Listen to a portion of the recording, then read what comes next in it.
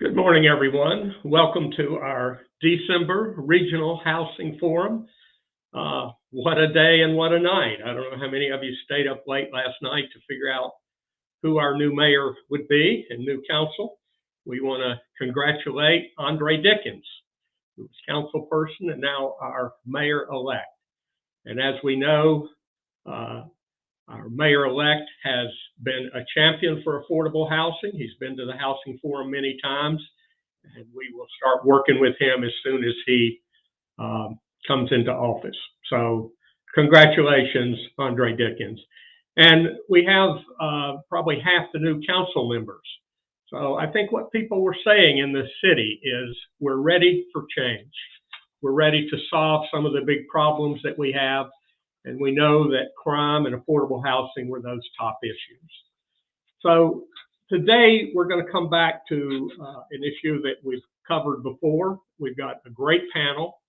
Because of the gravity of the housing issues facing the region, we really want to come back to the emergency rental assistance funding. It's really been the kind of saving grace to get money out to help people who lost their jobs because of COVID. So we'll hear from our local service provider and tenant advocate on their perspective on the deployment of assistance. We'll talk to a local landlord. We'll hear from the Atlanta Apartment Association, who represents a number of landlords. We'll also look at the eviction tracker to get a sense of the volume of eviction filings currently underway. We'll hear about best practices of ERA around the nation. And we'll hear from two local governments on their status of programs. And importantly, we'll hear from the Department of Community Affairs.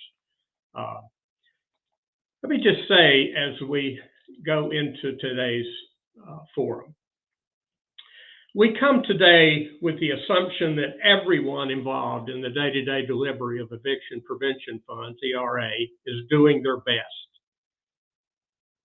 Many, if not most of us, have worked overtime during the pandemic, and this program is no exception. So what we hope to learn today is kind of what's working and maybe what is not working as well, the possibilities of exchanging ideas today and in the future, always with the goal of getting everyone working together to serve the most people. Can we work smarter? What's possible within the guidelines of the policy that's written by Treasury? How can we leverage the assets of each public and private partner in the transaction? And a lot to ask, this is a lot to ask of a community to continue the emergency response. Everyone in the chain has been stretched, and I think we've all sacrificed. It may be how we run government in the future.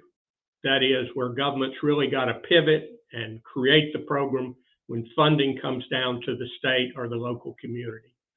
So I think part of our challenge and part of what we want to talk about today is how does our public sector work and how does the public and private sector work together? So let's get on with the agenda. I want to invite Sarah Stein. Sarah is from the Atlanta Federal Reserve Bank. She's one of our data folks that we often look to. Thank you, Sarah, for being here. I know you're really coming with data so that we can kind of place ourselves and, over the course of the next few hours, really learn what are best practices around the country. So thank you for being here. Absolutely. Thank you, Bill, and everyone at the Atlanta Regional Housing Forum for having me. And I am just happy to be here to share some of the data that I've got and hope to shed some knowledge. So if we can have my slides shared, there we go. Perfect. Okay. And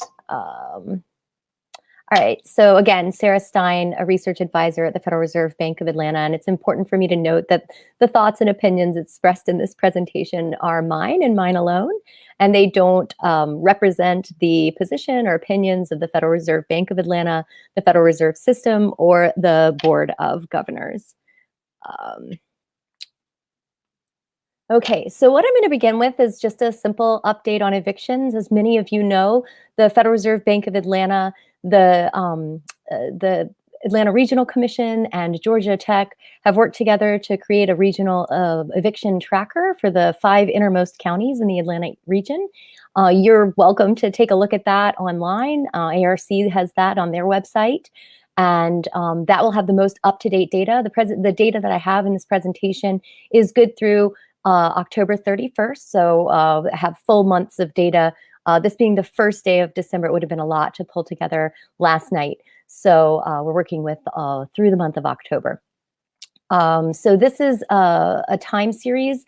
We're looking at eviction filings. So these are filings that are initiated in the courts across the 5 counties. That's Fulton, Dekalb, Clayton, Cobb, and Gwinnett.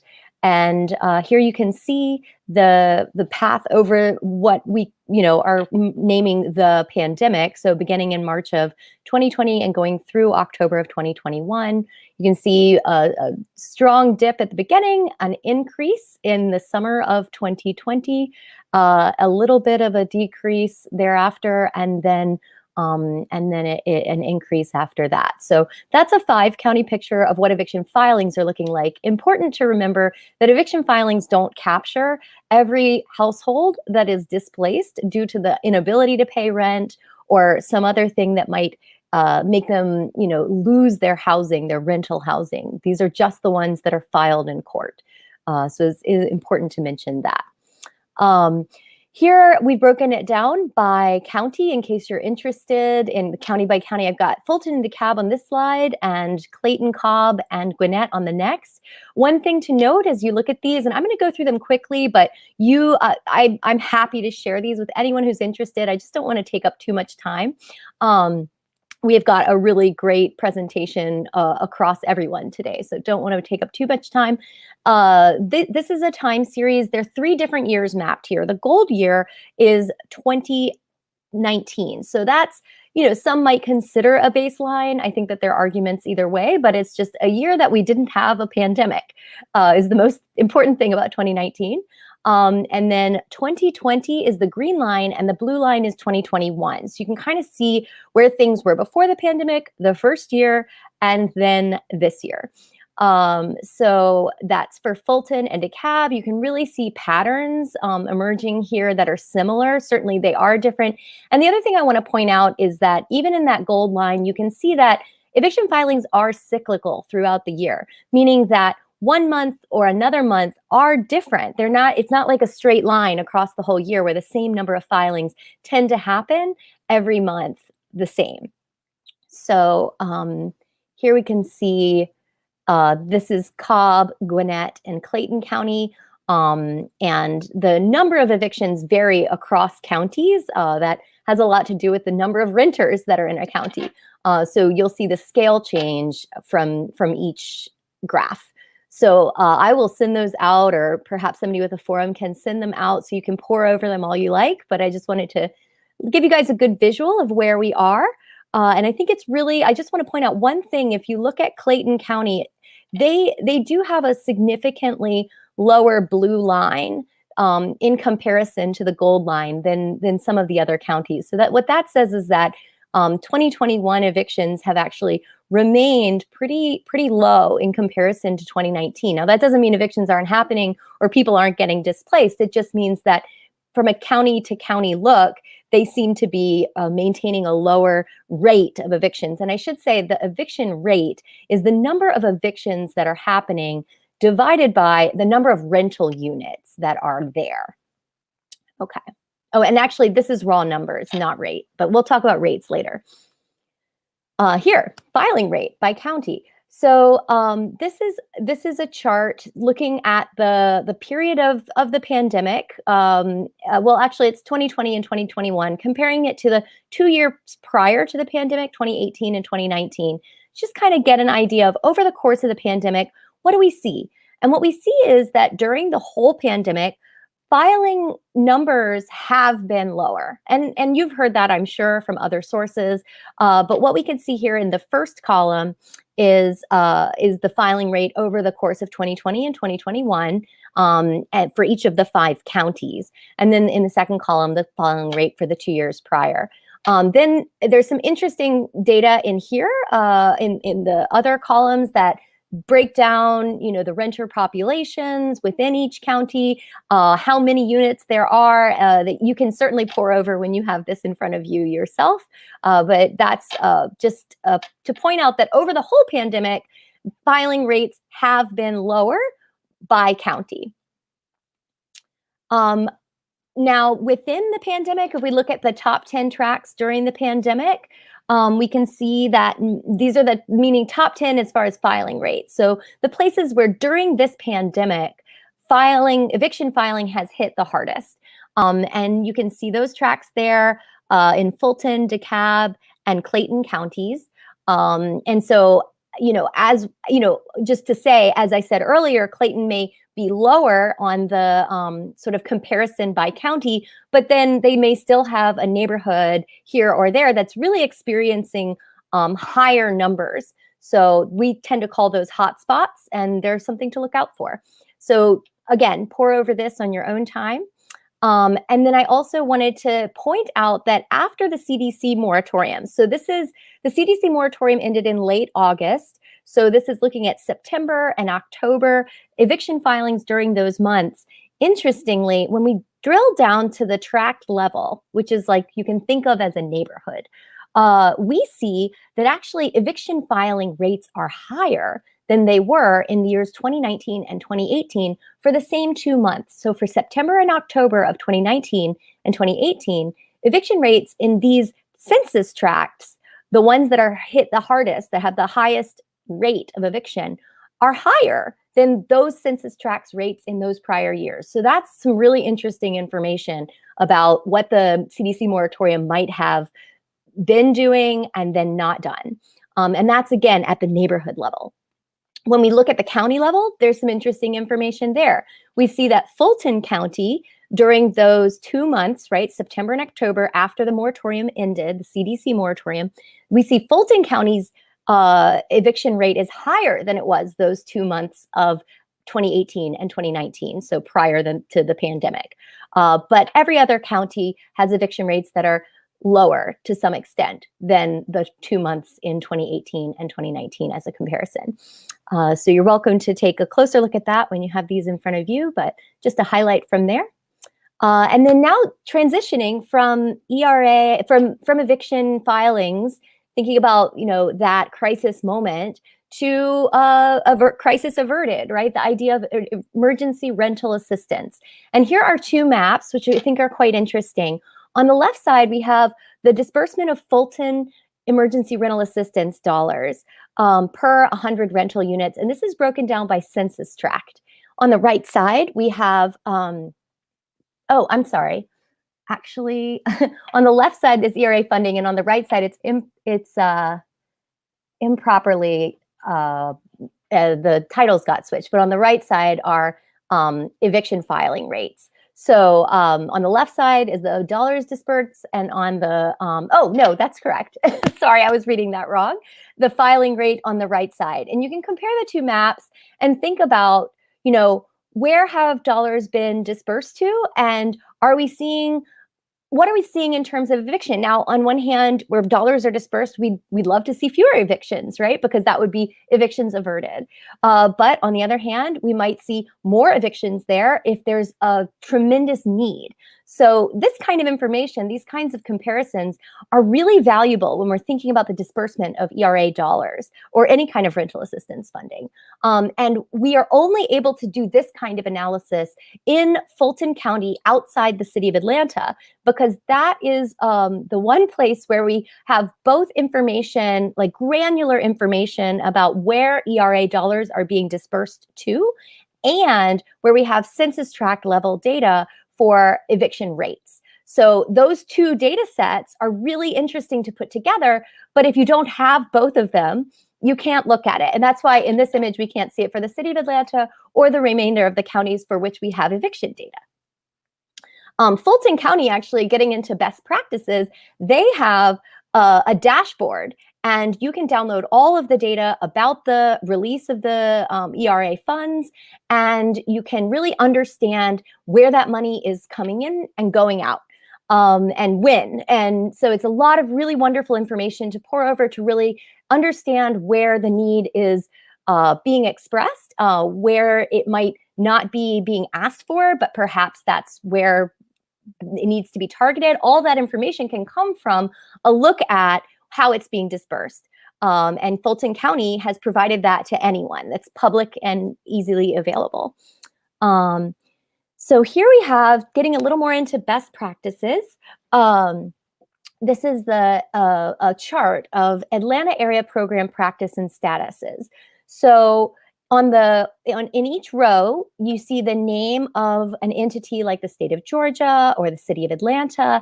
Each of those places has money from the federal government, ERA, emergency rental assistance money, that they are using to disperse emergency rental assistance. And in the columns, there's a series of facts about each of those programs. And those facts are based on, at least the first set of them are based on best practices. So one best practice that's been identified, and that Treasury, the U.S. Department of Treasury has tried to lift up and encourage programs to use, is to directly pay money to tenants. So not just paying money to landlords, but in the event that a landlord isn't communicating or there's an issue there, that the money can go to the tenant so that the tenant can still recover from what the crisis that they're experiencing. And you can see that the state of Georgia provides direct payment to tenants. And based on the information I have, and I should say, most of this chart for all of the local programs, my information is based off of a database that the National Low Income Housing Coalition collects. For the state of Georgia, I actually drew all of this information from their recently filed program improvement plan. And we'll talk more about that in a minute. But that plan maps out a lot of the practices that they are putting or have put in place. And you can see that across the board, they're adopting a lot of the best practices that that Treasury is trying to incentivize programs to adopt. And the whole point is to really get the money out the door and get it to the people who need it the most as quickly as possible. So another best practice is allowing people to self-attest to what their income is. So sometimes you're in crisis. It's really hard to find your pay stubs. Having that ability to just state what your income is, especially if you don't have income or maybe it's inconsistent, that can be very hard to prove. So a self-attestation is a way to speed that process up. A self-attestation can also be used for non-traditional income or for stating that you have a COVID-related hardship, which is important if you're applying for ERA $1. Self-attesting to your lease. Some people don't even have a lease in place. It's not uncommon to have a pretty informal landlord-tenant situation. So being able to produce a lease can be hard. Being able to self-attest to one makes that easier.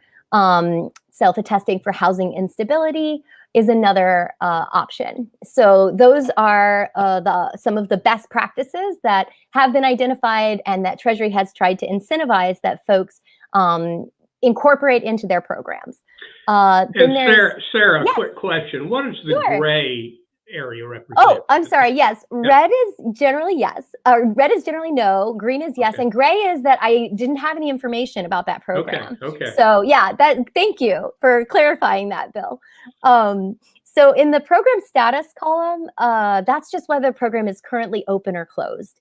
And then the ERA1 expenditure rate column, these are percentages of funds that have been dispersed already for the purpose of housing assistance. So not anything having to do with administration, but for housing assistance, how much money out of the money that would be distributed for housing assistance has been distributed. So the 10% of all the funds that each program gets are set aside for administrative needs because you need to pay people to run these programs and you need to have contracts with whomever. So that's that 10%. The 90% of the money, that's the denominator in this column of ERA1 expenditure rate. And this is only looking at ERA1.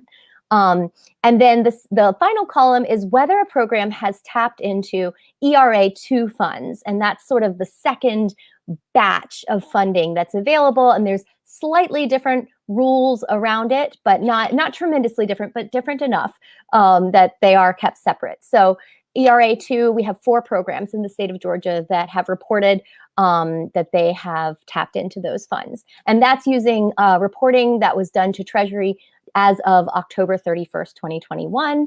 ERA1 is reporting as of September 30th. The reason that the September 30th date is important, I'll go into more in this slide here. Oh dear. I don't know how my process slide disappeared. That's very bad. Well, I will walk you through the process. I had a great slide that mapped it out, and I don't know if it just didn't upload with this program, but the ERA1 program funds reallocation process is a process that Treasury established just in the last few months. And the idea is that if programs are not spending their money, then the money that is considered excess funds would be reallocated to programs that have demonstrated that they're better able to spend funds.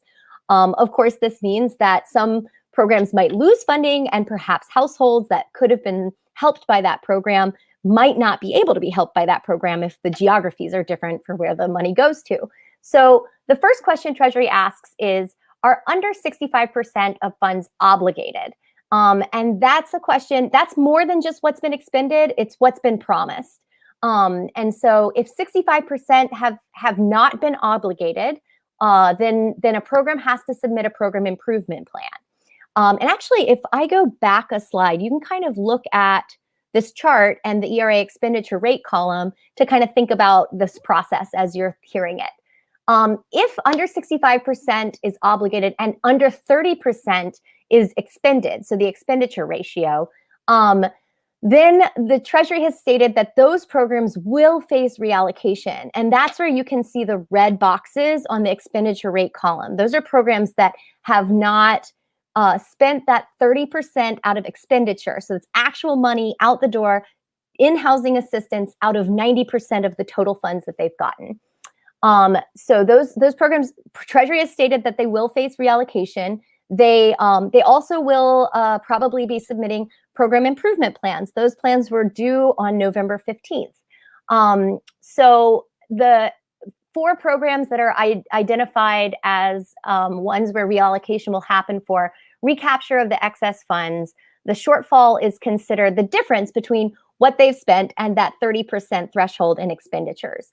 To avoid recapture, a program has to either meet the 30% expenditure ratio or the 65% obligated funds ratio or obligated funds ratio by November 15th.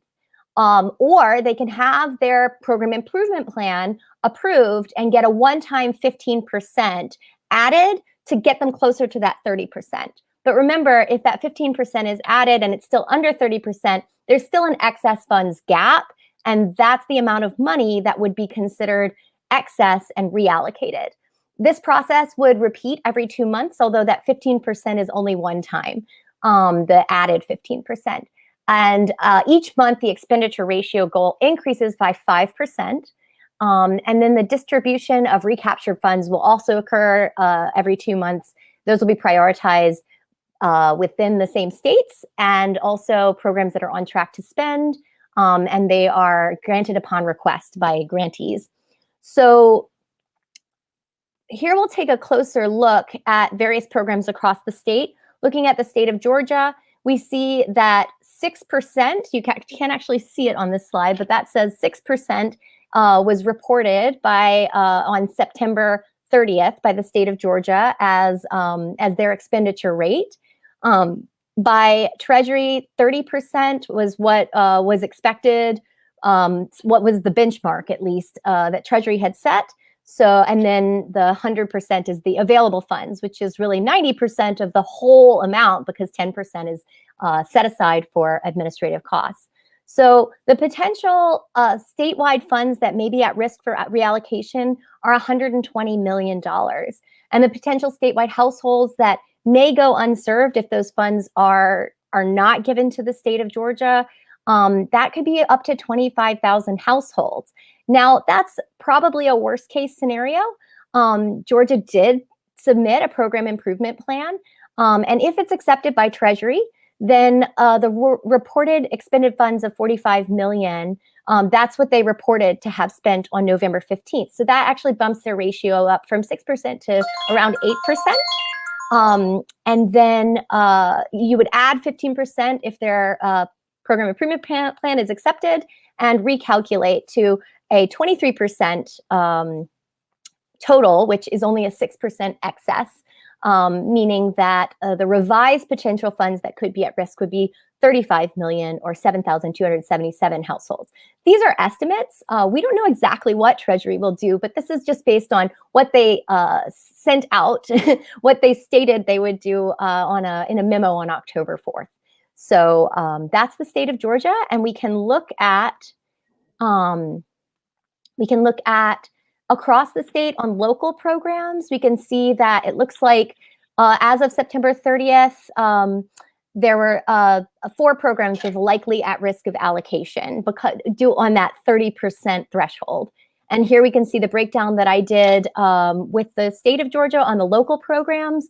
We have Forsyth County, $1.5 million at risk of allocation, 650 households. Cobb, Clayton, Cherokee, you can see it all on there. I'm trying to run through because I don't want to go over time. And then local potential funds at risk are 5.3 million over those 4 programs, and the potential local households unserved are about 1,980 estimated. And I made those estimations based on a calculation of the average amount spent per program. So happy to follow up with anybody who has questions about that. And I also should say, I haven't seen any of the program improvement plans from any of these 4 programs. So I didn't go into what their reallocation, recalculation might be, because I don't have any information to do that with. The only one that I had was for the state of Georgia. And that's my report. Well, thank you, Sarah. And let me encourage, we put up a way to connect to all that data. It's a lot of download for us. I'm not a, I was that kid trying to get through graduate school, and how am I going to get through statistics? I don't know. But yes. Let me ask, but luckily we have a representative from DCA that's going to follow you to give us an update on Georgia. But just in your scan in the country, how are we doing in Georgia? I mean, we're all trying to figure it out, and we're working hard. Are there best practices or things that we could spot around the country? Do you have that view?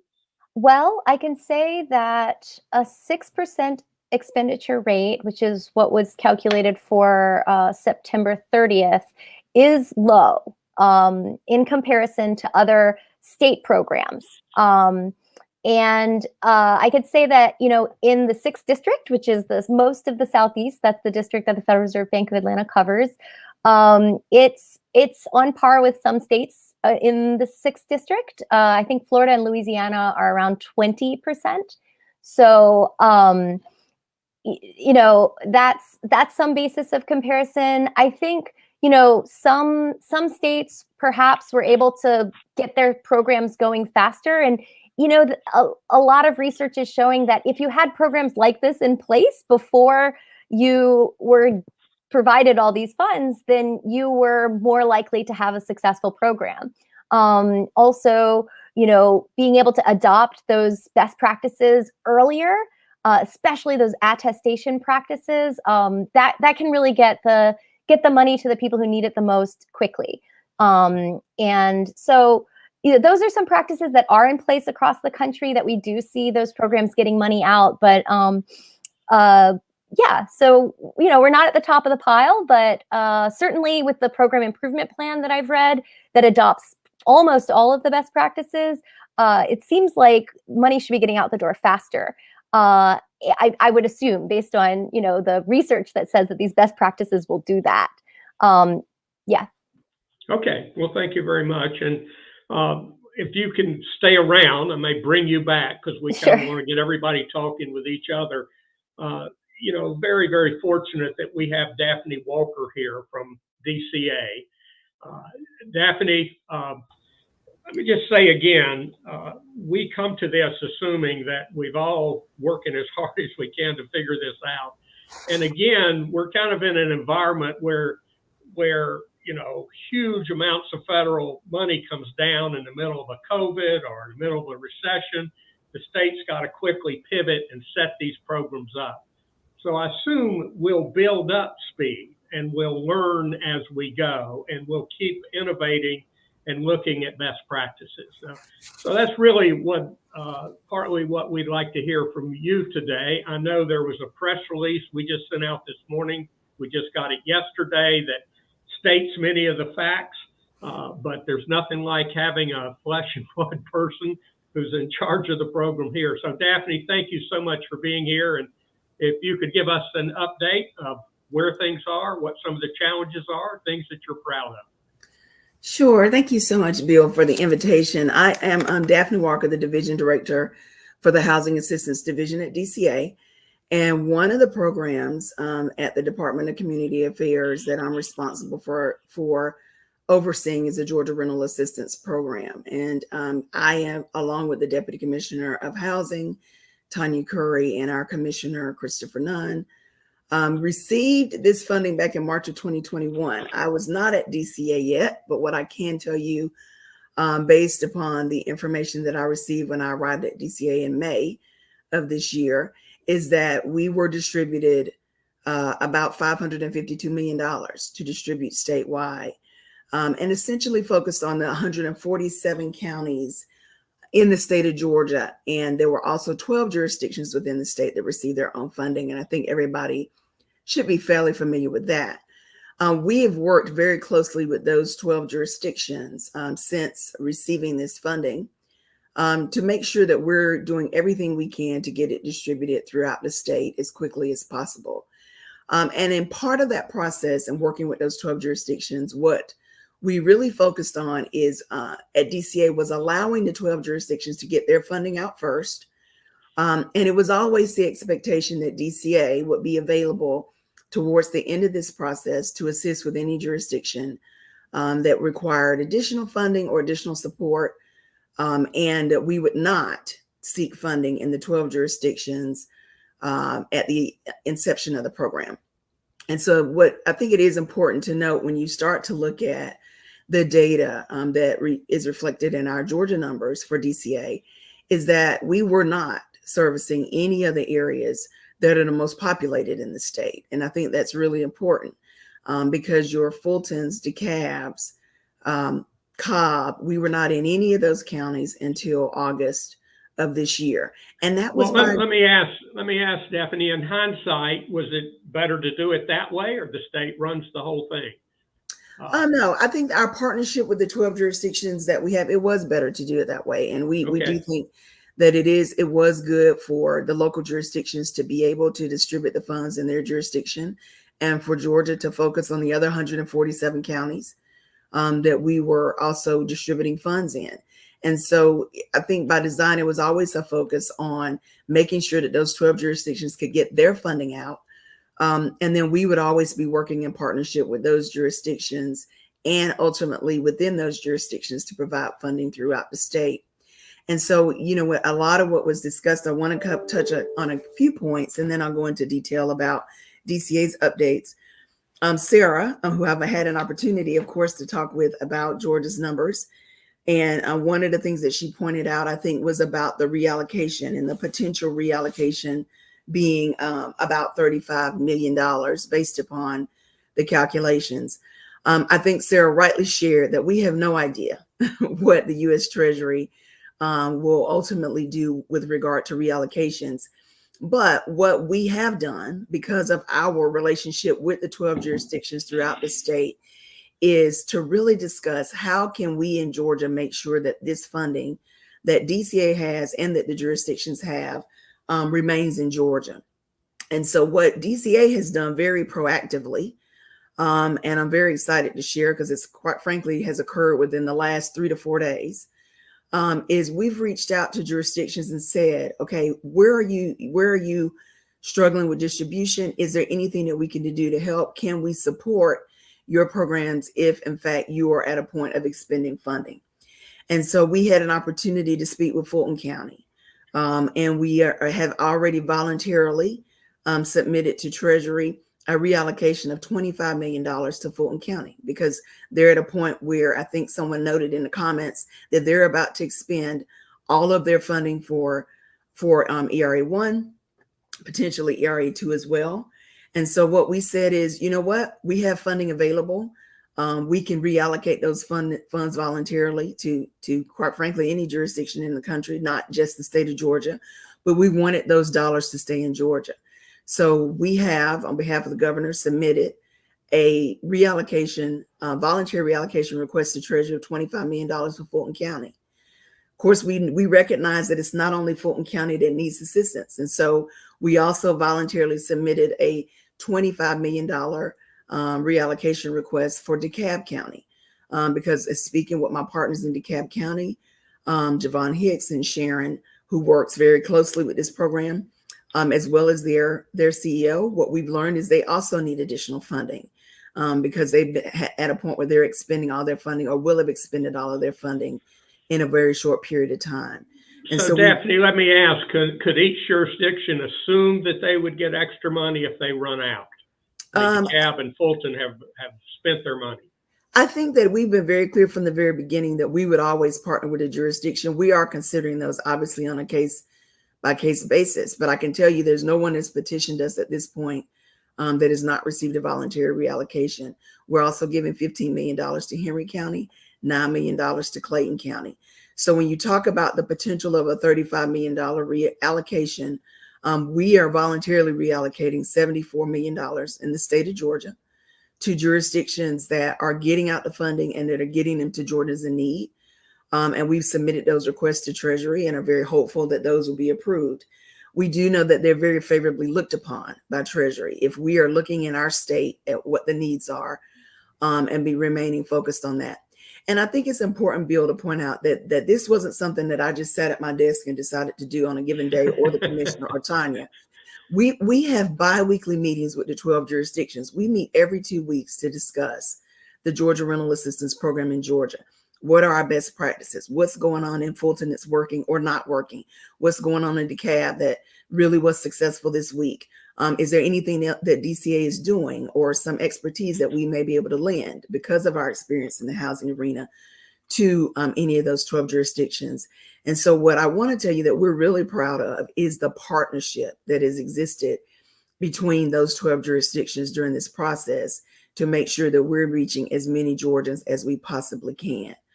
To date, statewide, we've distributed about $134 million if you look at the most recent Treasury reports, and touched about 27,000 families. That's all of the 13 ERA programs. Of that $134 million, I think it's important to note that about 45 million of that is DCA, right? Going into the community and making sure that we're reaching people. And so that part of it is critically important. I will tell you yesterday's numbers.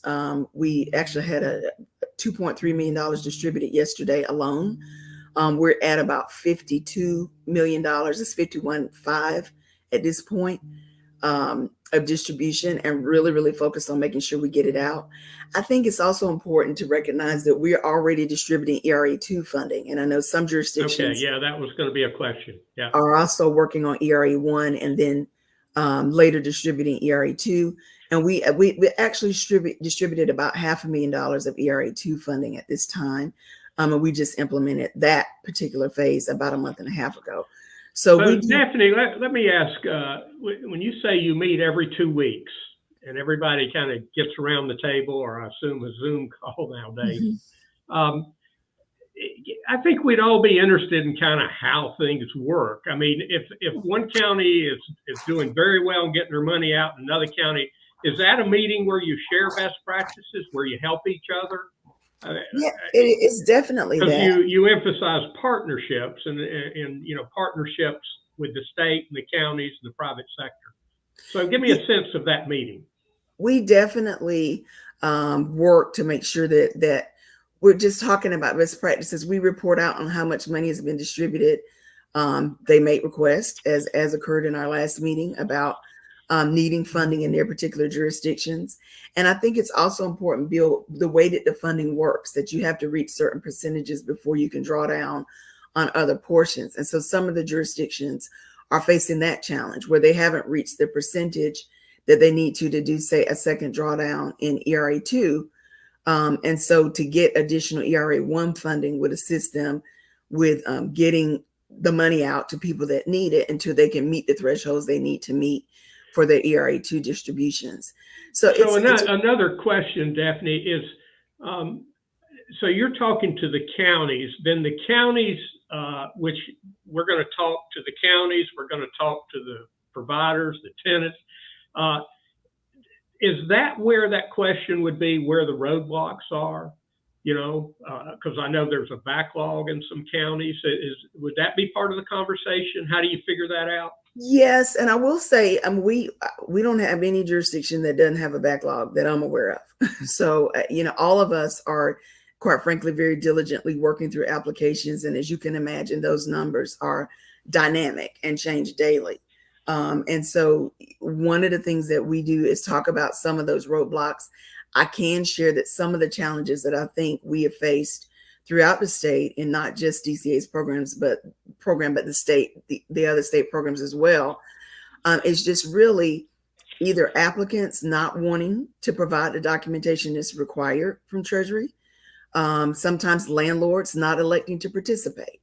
And so, you know, I think there were some assumptions made that the allocation wasn't even appropriate to Georgia.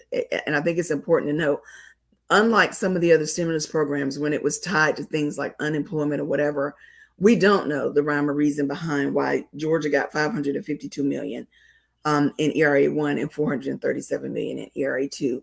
There's no real correlation to that, how we got to those figures. So we're working as quickly as we can to get to those funds. But I think there were assumptions made that landlords would want to participate and they would want the funding. What I can share is we have some landlords that elect not to participate. In those instances, we make direct payments to tenants so that they can pay their rent to their landlord and hopefully remain housed. But I think there was an assumption that every landlord would want to participate. I think there's also an assumption that everyone that has past due rent wants to participate in the program as well. If we paid out we have had about 37,000 applications submitted to DCA's program. Our average payment is about $6,200. And so if in fact we paid out every last one of those applications, we still would not get to our allocation. So I also think it's important to note that part of it is the demand for the program is not necessarily where some of the assumptions may have been placed, that there would be a significant demand. We are in a position to meet all of the requests that have been submitted to us and still have a substantial amount of funding remaining. I think some of the other challenges are around, the ever-changing requirements. And so initially, I think the Treasury was a lot more stringent. They relaxed those. But I think it's important to note that every time the Treasury has relaxed any restriction, DCA has immediately responded to that, whether it was self-attestation forms. As Sarah noted, we have self-attestation for income, for COVID hardship, for housing instability, all of those things to make it easier for anyone that's applying. And so I think our focus has really just been on making sure that we can get the information out across the state.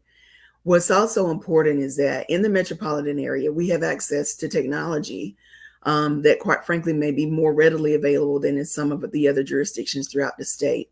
And so when you look at Georgia's allocation and the communities that we're touching to get assistance, what we've had to do is to look at hiring outreach coordinators to go into 13 jurisdictions that we've identified throughout the state, dividing up particular counties and making sure we can get people on the ground to be able to go out and to proactively get applications completed. Because the reality, Bill, is that some people don't have access, to technology. And so although we have paper applications that can be sent in, we've also identified partner agencies that are working in various communities to assist people with completing applications and submitting them. We also understand the importance of getting people on the ground. And so we're working with churches, we're working with nonprofit organizations, sororities and fraternities, anybody who's willing to set up different scenarios where we bring in computers, scanners if needed, and as well as technology, MiFis, to be able to set up an application site, if you will, for people to complete applications on site. So just really thinking outside of the box on how we can reach certain parts of the state where they may not have access to the technology. Sure. I mean, Michael Walker put a question. We're getting a number of questions from the audience, so I don't want to cut you short, but we want to try to get them answered.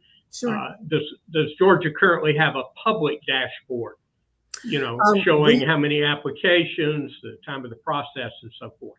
How do we track that in the public? So we do have a dashboard that we are working now to make public, and it will be readily available. We just finished, the testing to make sure that it would provide accurate data and those types of things. We're comfortable that the data is good and that it's, pulling it from the appropriate resources and that kind of thing.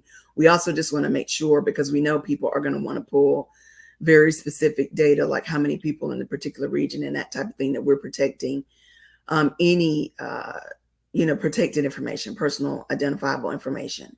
But we do anticipate making that dashboard completely available to the public so that they can see the applications that are actually coming through DCA and what regions they're in. We do know that information, so we can. So that should be coming up very soon. Yes, it is. It is hopeful within the next 30 to 60 days, but that is definitely something that we will make live and available to the public. There's another question that came up about a reallocation of large counties and concerned. Let me just read it, and you can see it too, Daphne. The reallocation of large counties sounds great. Are you concerned about the low levels of distribution in more rural areas? Now, we're focused primarily on urban today. It's our regional area, but what can you say about the rural areas? How are people hearing about it? Do they go directly to you? In the rural areas, they are applying online, and we do have about 47 counties where we track. Basically, we start to track them when we distributed $100,000 or more in that county. And so there are about 47 counties that are outside of the metro where we've distributed that amount of money. We've touched way more than that. But we recognize, and we are now targeting all of our marketing and our outreach efforts to those counties and jurisdictions where we're seeing low numbers. We also are tracking the rental rates in those counties to make sure that it may be that we're not receiving applications because, they just don't have as many rental properties as other areas. The other thing that we look at too, when we're going into the different jurisdictions, is people that we can partner with and agencies that we can partner with in those jurisdictions. And we do know in our more rural counties, it does take a more hands-on approach from DCA to go into those communities, especially if they lack resources to the technology to make sure that we can get it in. It is important to note, though, our portal is available on mobile devices. So they can take pictures of their documents and upload those photographs if they don't have the ability to get to a scanner or a computer or anything like that. It is completely available in that respect, but we still understand the importance of going directly into those communities and setting up opportunities for them to come in and complete applications. So Mary Benton asked, what is being done to inform the tenants and the landlords? Is that a county responsibility or a DCA responsibility? I know in the press release you talked about hiring a number of people and trying to get the word out. Tell us how that happens, Daphne. So we have a very robust marketing campaign with regards to this. That now that you all will get to see it more in the metropolitan area. I will say you all probably haven't seen it because, again, our agreement was not to pursue funding in the 12 jurisdictions. So we were not advertising in Atlanta. However, we did have billboards all over the state. We have marketing email campaigns that are being done that go out to people that have either come to our portal, because we have a lot of people that come to the portal, but they don't actually submit an application. So we actually email those individuals and say, hey, we understand you visited our portal. Is there anything we can do to assist you with completing an application? Would you be willing to come back to our portal and complete your application? And we also have everything from, print media, press releases like the one that went out yesterday, We're in newspapers in a lot of the jurisdictions, radio. So, you know, we're doing everything that we can to make sure that we're getting the word out in those communities. We also had a press kit that was sent to all of the magistrate courts in the state that had a video of the regarding the Georgia Rental Assistance Program that could run in loop in courthouses if they chose to do it at the time that people were completing applications. We've also been successful with sending those to churches because, as you can imagine, a lot of the churches were virtual. And so they play that announcement during their church announcements, or at their synagogue or whatever religious affiliation, to make sure that they're getting it out because people are logged in and tuned in. Sure. And they do it as a part of their announcements. So we've done a number of things to think outside of the box in that way. We're now going to start marketing in the metropolitan area, actually, probably in the next 2 weeks or so.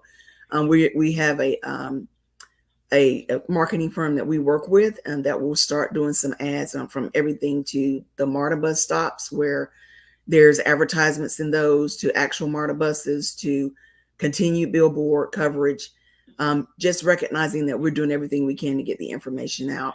And we also have worked with public libraries, having them send it out as a part of their announcement in public libraries throughout the state. I wonder, is there any way, I mean, we've got several hundred people listening today, all wanting this to work, all wanting to help you and help each other. Is there any way around communication that any of us, the private sector, nonprofits, counties, can help in that communication? Because basically you're advertising, but you're using a demand number that really just depends on who heard about it, right? Elizabeth Wilson also asked a good question, really related to what I just asked. How can additional nonprofits with expertise in providing rental assistance partner with DCA? So, you know, the question, Daphne, is how do we help? Sure. How do we get the word out? How do we use the nonprofits that are adept at doing this work? How do we engage them? Sure. So, Bill, I think one of the things you asked is where have we seen some stumbling blocks? So one of the things I would say is make sure we're on your website, you know, because some of the partners that have contacted us, I've said, hey, I go to your website and I may see, because we go so that we can figure out who we need to ask to include, you know, us on their website. And some of the partners have said, you know, don't even have us on their website as a resource for the funding. But you know that people may drive to your website for rental assistance. So the first thing I would say is put a link on your site that says, if you're in need of emergency rental assistance or utility support, please click on this link that sends them directly to our website. We've also updated our URL. So it was georgiarentalassistance.ga.gov. You can still get to our portal that way. But we also tried to say, okay, what would be a more catchy phrase from a marketing standpoint? So you can also send them to paymyrent.ga.gov, right? Very simple to remember, very simple in our marketing materials as well. And so that's also leads them to our portal. The other thing that we can help, that partner agencies can help us with, and I want people to be aware of, we pay our partner agencies a $200 administrative fee if they're able to provide us with applications from people that they come into contact with. And so if you're interested in being a partner agency, feel free to do that. I will tell you, Bill, we started that program at the inception of GRA, working with our partnerships with the agencies that we're work with on a regular basis anyway, and some new ones. We have been, though, a little disappointed with the feedback that we've gotten, because even though we do have that incentive, because we understand you'll have staff that you'll have to dedicate to this. And so that's why we're willing to support you administratively to provide a person or do what's necessary to provide some support to you to provide a person. But we have not gotten a lot of applications from the partner agencies that we've partnered with, and they're ones that you're all familiar with. So I think that would be helpful as well if you can work with us to be a partner agency, and we have a training so that you're aware of the documentation that we need and that type of thing. And then hopefully we can get from you good applications, right? That don't require follow-up. Because one of the things that I can tell you adds to our backlog is when all of the documentation isn't submitted and we're doing follow-up after follow-up after follow-up. to try to get that documentation. So if we Well, can is there any way to adjust all the documentation that's required? Who makes that decision? Is it that's the a governor, the commissioner, the treasury? that is a treasury decision. So the GRA does not request any documentation that's not required by treasury, with the exception of social security numbers. And that is in our performance improvement plan. And that is one thing that they have cautioned. They don't want people to use, but we do think it's necessary because we are in multiple jurisdictions, and we are also providing funding in jurisdictions in Fulton, in Dekalb, and other places that have their own allocations. And so we want to make sure that we don't duplicate efforts, because that is critically important. And we are actually developing a duplication tool that will be accessible to all 12 jurisdictions as well as DCA, to ensure that people are not getting duplicate payments. Well, we never want that to happen, but as a balancing, working in the tension, I think we choose to get as much out as we can. Sure. We've run out of time, Daphne, and I must have 25 questions here that we're not going to get to. We're going to record them, so that you'll have time to answer some of these questions, and we're going to come back to you. But if you don't mind, I'm going to go to the counties and the providers, and then we'll come back and have that conversation. This has been very helpful. Thank you. A big challenge, and I think we all want to help as much as we can. So I know you had probably more to say, but we'll come back to you, Daphne. Thank you. Thank you so much. So we're going to turn to local government's perspective on the deployment of ERA funds, and we'll start in Dekalb County with Sharon Baker-Boykin. Sharon, thank you for being here. Thank you for having us. And Javon Hicks, who's the clerk of court for the state magistrate courts of DeKalb County. Anna Roach is going to join us. Anna, are you there? Thank you. Oh, thanks. Good morning. So this is kind of where the rubber hits the roads, folks. It just counts. How are we going to get this done at the county level? So let me start with just DeKalb County. What's the status of ERA funding in DeKalb County? Sharon or? Sure. I'm pleased to announce that as of yesterday, we have expended all of our ERA 1 funding, the 21.6 that we received, and we have tapped into our ERA 2 money. It was broken down into 2 parts, a part 1 and a part 2. Out of the part 1, we had like 9 million was expended to DeKalb County, and out of the 9 million, TLAC, which is the Tenant Landlord Assistance Coalition program, has received 3 million of that. And then just recently we got the 14 million balance on ERA 2, and we will be getting a portion of that allocated to the TLAC program. But I will say that we do have contracts with nonprofits who are also assisting in the Tenant Landlord Assistance Program, as well as helping tenants get their applications in and getting funded.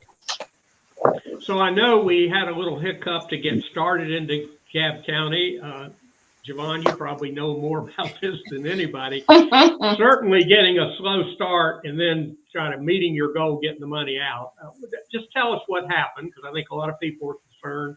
And secondly, how did you then get things going and get the money out? So we started initially after receiving the funding. We in February, within 2 weeks, we got started trying to get money out the door. But unfortunately, in March, we had some people who wanted to take advantage of the situation, and we were hacked. So our server was hacked.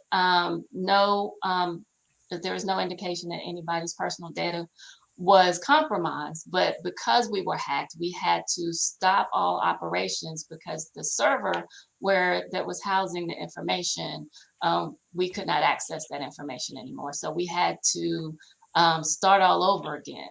And we continued to process the applications that we had received. And if somebody called in and said that they had applied, we had them resubmit the information that they had provided, and then process those applications. And then we reinstituted a new process that we relaunched in June of this year, where we had a more secure access to uploading applications, we adapted our case management system that we use with the clerk's office for our normal case filings, and we added a case type that allowed us to accept information and applications through that secured website instead of accepting applications via email, which is what we were doing in the beginning. And so since that time, and our relaunch in June, we have gotten up to the point where we were able to get approximately $1 million a week out the door, to be able to get into the hands of the landlords on behalf of the tenants to be able to sustain housing. We also implemented agents from the TLAC program into the court system so that we could capture people at the point where they were most needed, those facing evictions at the forefront. So we were able to get work with the courts, and those who wanted to participate in the program were allowed to participate in the program. And so those two processes helped us to move cases forward and get to where we are today. And I would ask you some of the same questions I asked Daphne, at least in DeKalb County, for Sharon or Javon. What's the biggest challenge? I know we had a challenge getting going, but it sounds like you've caught up and got secure servers now. Biggest challenge day to day. The biggest challenge what do we day-to-day, talk about in those every other week meetings, when you get to the meeting? The biggest challenge day to day is the same thing that Daphne mentioned, is getting people to submit all of the required documents by Treasury. Even with going to the self-attestation documents, we still need that information in order to say that someone is approved for the program. And without that, we can't move forward. And we still have trouble getting people to submit and give us everything that is required for us to move forward. So we partner with organizations and other nonprofits to go out into the communities and help people provide that information. We have 2 locations set up in the county, one at the courthouse and one in our South DeKalb location, where people can come in and we can help them apply and make sure they have all their documentation that we need to get the cases to move forward. Without that information, we can't move forward. But once we have it, we can move the cases along. So that is the greatest challenge. And Daphne shared all they're doing around public relations, getting the word out. Sharon, are you doing the same thing to DeKalb County? Do you feel like people know about it? Absolutely. But again, you have areas that may not be, let's say, technologically savvy, which is why we've used these nonprofits to go out into the counties and reach those who cannot know. And again, we've done seminars, workshops, worked with even the Atlanta Apartment Association. We've done a seminar for them. And we're open, again, to continue to get the information out to reach those who need to be helped and get the money out of our checking account into the hands of those landlords and utility companies, again, to meet the goals of the program, which is to keep the tenant from being evicted. Sure. Now let me bring in Anna Roach. Anna, congratulations, Fulton County. You guys move quickly, and I think we're all trying to catch up to Fulton County. I'd ask you the same question. Biggest challenge there? What were some of the best practices you used? And do you feel like you're reaching everybody? Good morning, Bill. Good morning, everyone. And thank you for the opportunity to share information with the rest of the region on this issue. And thank you, more importantly, for pulling everybody together so Fulton County can have some learnings itself on best practices. This may have been announced before I had to hop on a little bit late. Today is our board meeting day, but we received $42 million in emergency rental assistance funding, 18 from ERA 1 and 24.9 from ERA 2. We quickly deployed the ERA 1 funding, received ERA 2 sometime in October, and we made our last payment from that tranche of funds as of last Friday. So we have fully exhausted all of the funding available for ERA. And what we have done is put some bridge funding in place because we are working with the state, as was mentioned before, on a reallocation.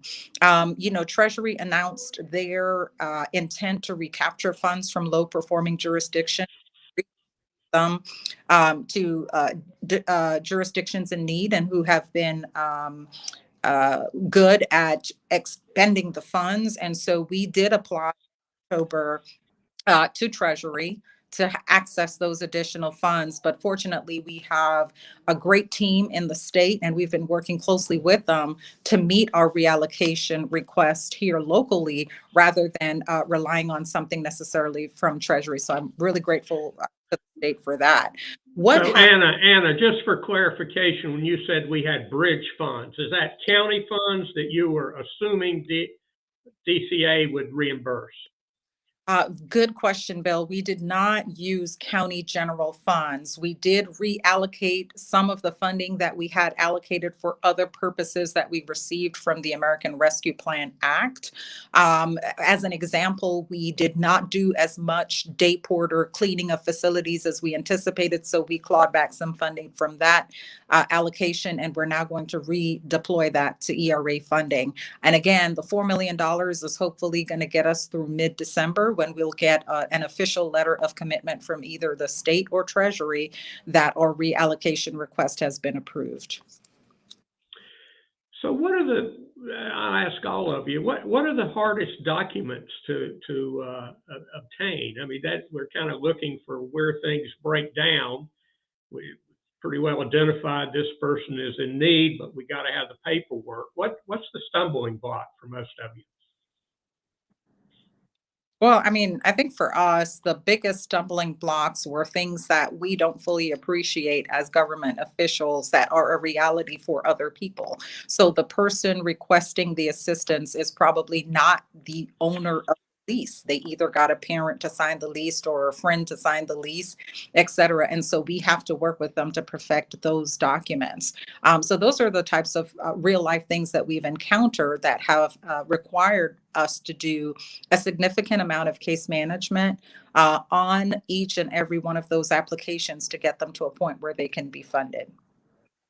And in addition, I would just add the information about the dollars that are actually owed.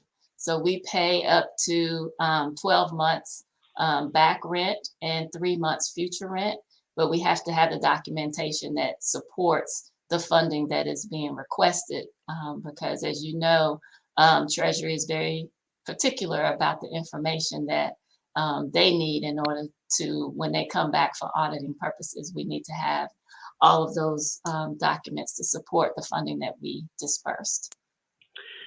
So you can see the question on the screen. I'll read it from Kelly James, and I think a lot of people could ask this question, certainly owners. What are landlords supposed to do with residents who refuse to cooperate to apply for rent relief, especially those residents causing problems? Hearings and evictions are not happening right now. You can see where people would get in a bind. Anything the county can do? So I'll jump in first if that's okay. That was one of the things, as you know, that we have made adjustments, and I'm sure my colleagues in Dekalb can attest to this. We have made adjustments from the first day that we started this program to today. And while we were originally in a posture of not being able to fund individuals directly, we have the flexibility from Treasury now to relax those rules and fund the individual directly if we have an uncooperative landlord. So that has led to one of the successes that Fulton has had, among other things, which, you know, if you're interested, Bill, I'll share. But that was one of the adjustments we made to be able to fund the applicant directly with an uncooperative landlord that helped us deploy the funds as well. And I think this was landlord saying uncooperative tenant. Yeah, and it went vice versa as well. Sure. And in Dekalb, I would just add that the landlord always maintains their rights under the law to pursue the eviction process if they have an uncooperative tenant. And in Dekalb, we are having hearings, and we have been having hearings remotely soon after the courts were back open in operations. And so we are having those hearings every week, and they're being scheduled, and those writs are being issued. And the ones who do not participate in the program, those evictions are taking place. So that is happening on behalf of the landlord. Their legal rights are still intact. And Anna, a question just came up from Tamara. What would you estimate the remaining need in Fulton County? We could ask the same of any of the counties. How much need are we meeting? How much need are we not meeting? Yeah, we have a pretty alarming number. We received approximately $165 million in total requests. That was across all of Fulton. As you know, funding jurisdiction was Fulton County outside of the city of Atlanta. So that $165 million in requests also included Atlanta. When we backed out the Atlanta requests, we ended up at approximately $85 million in requests in Fulton County. And as you know, we got 42 million. And so we did some calculations based on good applications versus not good applications, and landed on a request to Treasury for a reallocation of 25 million, which is the number we felt would be able to help us meet the demand in Fulton County going forward. So we're hoping with the reallocation of 25 million, we'll be able to meet all of the need going forward. Again, new people are facing threats of eviction every day, or other difficulties related to COVID that will bring them into the fold that we're not calculating right now. But as of now, we believe 25 million will be able to meet our needs. Okay, and what about Dekalb? Have you guys estimated that and reapplied?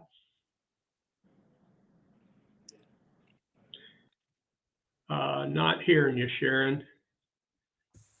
In the very beginning of the program back in February, we had some preliminary numbers saying that we needed 50 million to handle the need in DeKalb County. We received 21.6. So our program, as Anna mentioned, we've gone through some modifications of our program from where we were day one to where it is now. And as Ms. Hicks mentioned, we're paying now 12 months back rent, 3 months forward rent, including past due utilities. So we have asked for, as Daphne mentioned, 25 million from the state. We have gotten in line with the Treasury on any of their reallocation programs to receive additional funds. And as Ms. Hicks also stated, we're, in the last 2 or 3 months, we've been hitting $1 million a week in allocations to landlords and utility companies. So we want to keep that going. And the additional funds, we will keep moving forward and help as many landlords and tenants that want the process. I saw a lot of questions where landlords were saying, well, what if the tenant is uncooperative, and then vice versa? What if the landlord is uncooperative? That was a question. That comes up a lot. It is a voluntary program, but we cannot force that on either side if they're not willing to participate. So as Ms. Hicks mentioned here in DeKalb, if the tenant is not cooperating, the landlord has legal rights to continue to pursue. And in the case of a tenant, if the tenant is moving from that property, the 3 months prospective rent is paid to the new landlord. And then we're also paying those past due utility costs. So we are helping those that want to be helped. All right, and we need to move on, but let me grab one more question because we can't get to all of them. Layla up in Gwinnett, has anyone studied legality of making the acceptance of rental assistance mandatory for landlords who file for eviction? Some jurisdictions have implemented that successfully. The problem is that in such a tight rental market, such as Gwinnett, landlords are refusing rental assistance and proceeding with evictions. Anything we can do there? Anybody? So I'm going to leave my legal hat alone on that one and just say it would not be something that, unless we were mandated to do, that we would institute to do. I mean, it is a voluntary program and everyone has their legal rights. The tenants who do not participate, though, are facing the fact that the landlords can go ahead and institute their legal rights for eviction, because in order to be able to gain assistance from the program, you are supposed to, as a tenant, provide the information that is asked. And so if the tenant is not doing that, they don't get the protections of the program and be able to stay in that location. So, but as far as mandating that, I don't see that in Dekalb. Mhm. I don't know, Sharon may have some other issues, other thoughts on that, but that would be mine. Here's a question from Tamara. Agencies have expressed considerable frustration for the amount of time required for each application and a 4-month processing time to have an application approved. Now, this may be a Daphne question, but is there anything at the county level? Is there a frustration there of how long it takes to get through the process? And would that be a discouragement?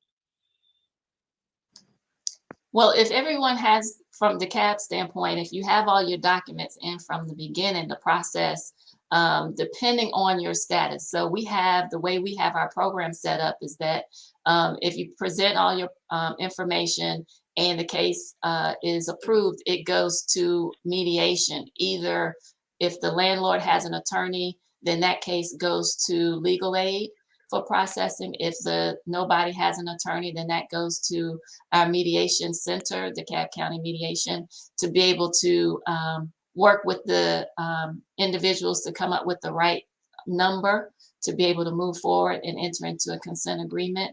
That process takes about a month if everybody has their information in. It's the problem is when you don't have all your information in, that slows down, or if people don't respond to either agency in order to set up your mediation. That's happened a lot where people aren't responding to the times to be able to set up the mediation, to be able to go forward with that. So if people are cooperating and moving forward, then it can take, in Dekalb, our process can take about a month.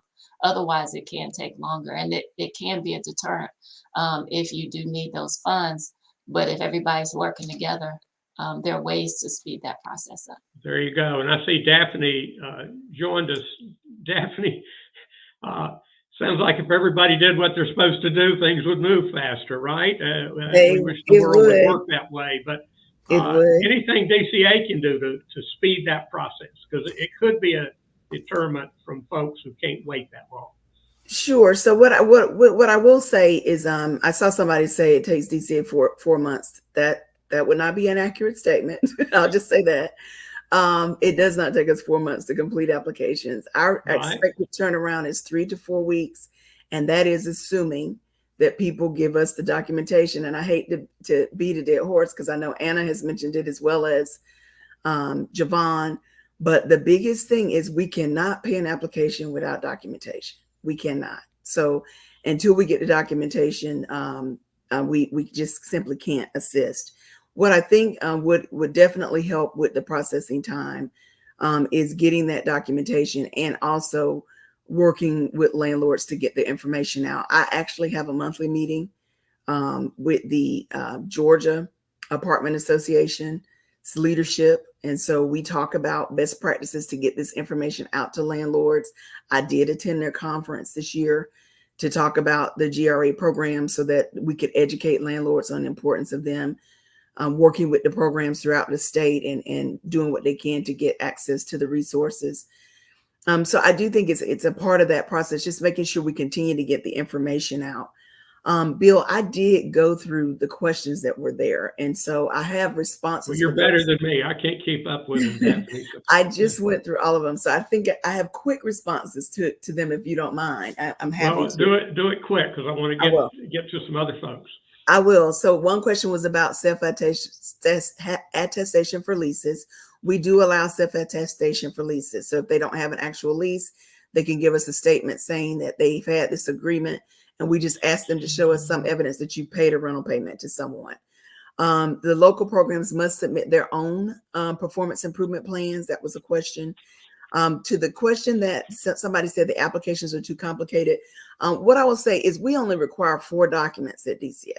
So when people make suggestions that it's complicated, it's really around, can you prove your income? If you can't give us a W-2 or something to prove your income, complete our income waiver attestation form. Then it's, do you have a past due rent notice? If you don't have one, you can also complete a form for that. Do you have a housing instability issue, something that's COVID related for ERA 1 or not necessarily COVID related for ERA 2? Again, if you can't, there's a form for you to complete for COVID relief. They fill out that form, they need to upload it. And then the last piece is just identification. So, you know, it's challenging when people say that they have a hard time submitting the information when it's really just basic information. The only other thing that's required will be a lease. And again, if you can't produce the lease, you would do an attestation for that as well. But we just can't. You know, that's always the tension, isn't it? Those of us with graduate degrees can figure this out. Other folks would feel like they're overwhelmed with it. Dan, I'm going to come back to you. I know you're going to answer 3 or 4 more questions, but let me just get a few more things on the table. Sure. Stay around, everybody. We're going to come back. I want to talk to some landlords because we've referenced them several times here. We have Darren Dunn, who's been with us before, the managing partner for Atlantica Properties, and Stephen Davis, who is from the Atlanta Apartment Association and represents a lot of landowners. Darren, how's it going? Pretty good, pretty good. I appreciate you having me, Bill. It's a great conversation so far. What's your biggest challenge as an owner, as a landlord? Well, I'll start by saying we truly consider our tenants our partners. And if tenants are not supported and protected, then we as landlords suffered as well. And that, you know, that can't be overlooked. That partnership dynamic has been reflected in our portfolio and the strength of our portfolio, quite honestly, over this past year and a half. Less than 10% of our tenants have applied for ERA funding. And initially, we were a little confused of why we didn't have actually more delinquency and more tenants applying for ERA funding. And when we dug into it a little deeper, we actually found something that was quite telling. One, most tenants, regardless of their income, are quite responsible. And we have mostly low and moderate income tenants. So that misconception that a lot of tenants don't want to pay rent is just not true. Secondly, properties with affordable rents are in very, very high demand and they can thrive even during these tough economic times. And thirdly, tenants were kind of frustrated with the government rental assistance process. So with us having that partnership dynamic with the tenants, it really helped us get over some of those humps. So even though many of our tenants did experience temporary unemployment or reduction in their income over the past year and a half, they were adamant about keeping their rent current because the prospect of losing their affordable unit or damaging their credit rating, it just simply wasn't an option for them. So I know I'm going to talk to Stephen here in a second about the Apartment Association. It sounds like you guys meet regularly with DCA and the Apartment Association. Do you talk to them, Darren? Yes. Are you in the loop? I am a member of the Atlanta Apartment Association, and we are kind of a middle, size landlord. So we're not a mom and pop that has 1 or 2 units. We have a few hundred units, but we're not like a large institutional landlord that might have thousands. So we actually do kind of bridge that gap between understanding what the small landlords feel, because 10 years ago, that's what we were, and understanding how the bigger institutions operate. So we like playing that middle role of really being on the ground floor and understanding what tenants needs and understanding what their frustrations are, and being able to actually give some of that advice to some of the government organizations, partnership agencies, and even some of the larger institutions to let them know what we're doing on somewhat smaller scale. So one of the things I'm hearing from you, Darren, is that knowing your tenants and feeling like you're partnering with them is a real key. You've already built some trust. I guess it gets to be a bigger challenge if you've got 2,000 tenants in your units and it can't be as personal. So I'm gonna look to Stephen. What's been the experience of your members, Stephen? Darren is an example of a mid-size.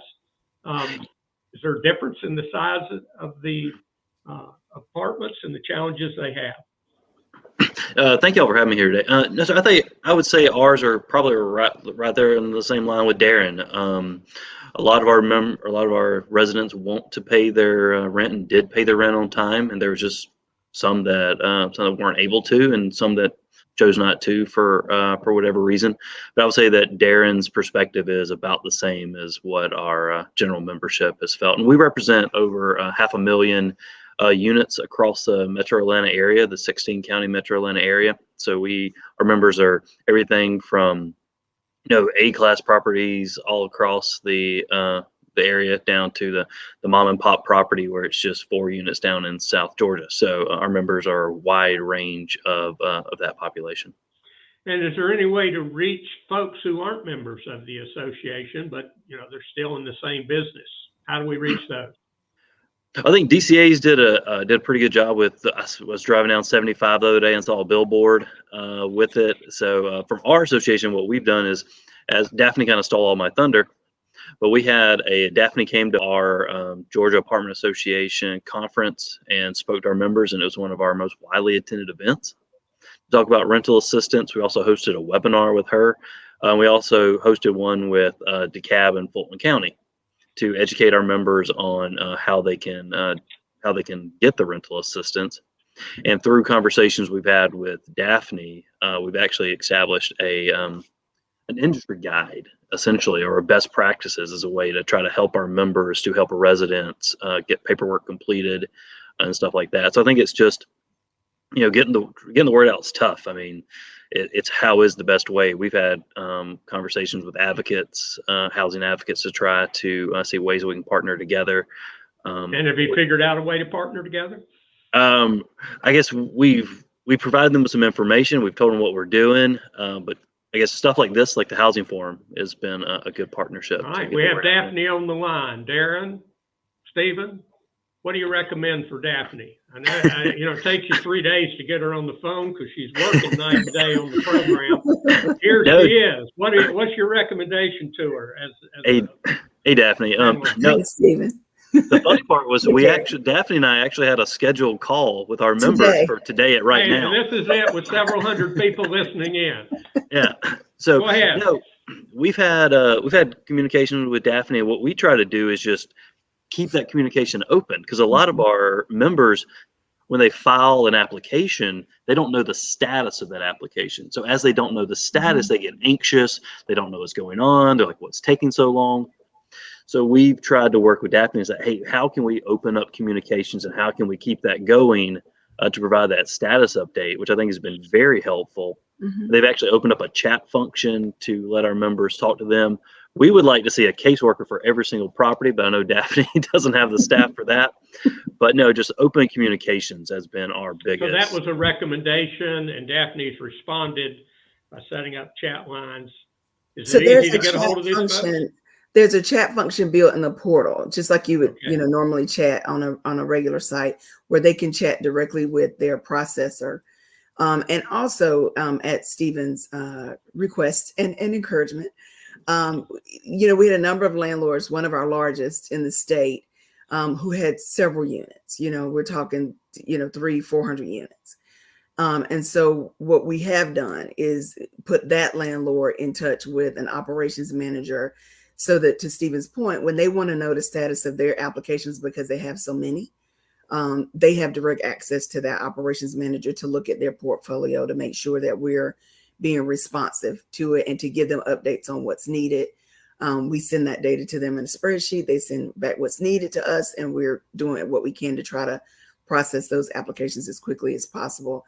And it was really on the advice of Stephen and his organization that we really started to look at our statewide efforts, because, one of his landlords has properties in Savannah, in Macon, in Atlanta.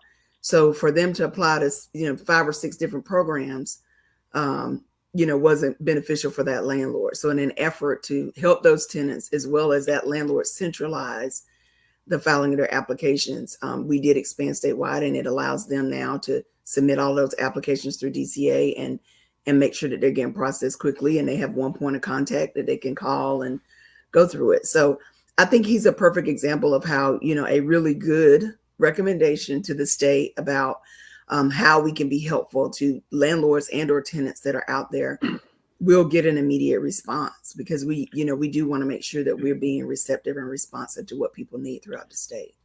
So Darren, you probably don't get to the big table very often. Here's the person with all the money, and here's the person representing hundreds of owners. What would your recommendation be as a medium-sized landlord? It really Daphne wants to know. Yeah, it really does go back to what Stephen was mentioning. The slow deployment and the lack of status updates is what's causing a lot of the anxiety for tenants and landlords. And that's what can lead to outcomes that aren't good for affordable housing. That uncertainty in that 1 or 2 or 3 months, regardless of paperwork being needed during that time of uncertainty, evictions and collections are being filed against tenants. That hurts them for years. Landlords are selling their properties because they're afraid, and they could be selling to new owners that are going to raise rents. And then most importantly, it's damaging the relationships between tenants and landlords, and not necessarily because they want to be at combat with each other, but just it's them not knowing what the outcome is going to be of this application. It's just causing a lot of anxiety on both sides. So I really think how do we solve that, Daphne? Well, Bill, the tenant always has access to the status of their application online. We are doing a portal enhancement, again, as a result of my conversations with Stephen, to make that some similar information available to the landlord. Obviously, the challenge is, we can't disclose the tenant's information to the landlord and vice versa.